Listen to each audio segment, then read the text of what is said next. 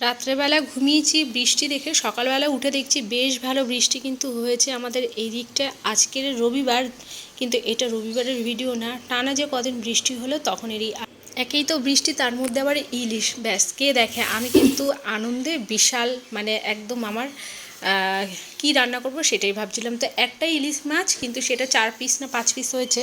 তো এদিকে দেখো দুটো বেগুন নিয়ে এসছে। এখন কিন্তু বেগুনের দাম যেমন বেশি, বেগুনের কোয়ালিটি ততটাই খারাপ।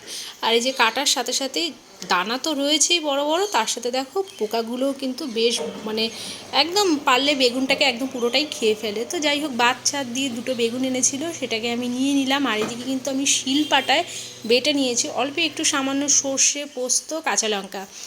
তো এটা দিয়ে আজকে আমার ইলিশ মাছের ঝোল হবে, বেগুন দিয়ে, আলু পড়বে না। আর আমি কিন্তু এরকমভাবেই রান্না করি ঝোলগুলো, আমার ইলিশ মাছের ঝোলটাই বেশি প্রিয়। সর্ষে বাটাটা থেকে আমি ঝোলটা বেশি পছন্দ করি, বেগুন দিয়ে একটু তেলটা ওপরে বেশি পরিমাণে দিয়ে দিই, ব্যাস, মানে ওটাই আমার বেশি পছন্দ।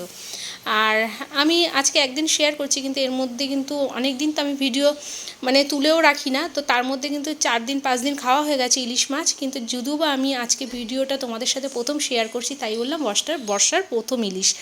তো চলো, এদিকে কতগুলো টমেটো আমি উপর থেকে কুচি করে দিয়ে দিলাম। দেওয়ার পরে যখন সেদ্ধ হয়ে যাবে, ওপর দিয়ে আরেকটু কাঁচা তেল আমি দিয়ে, তারপরে ব্যাস, যতক্ষণ মানে এই টমেটোটা একদম নরম না হয়ে যাচ্ছে ততক্ষণই কিন্তু আঁচে বসিয়ে রাখবো। আর পরিমাণে জলও দেবো, সেই জলটা আমি একটু গরম করতে বসিয়েছি। আর যখনই সর্ষে পোস্তগুলো একদম শুকিয়ে এসছে, তেল ছেড়ে দিয়েছে, তার উপর থেকে আমি ইলিশ মাছগুলো দিয়ে দিই। আর আমি কিন্তু ইলিশ চিংড়ি না ভেজেই রান্না করি।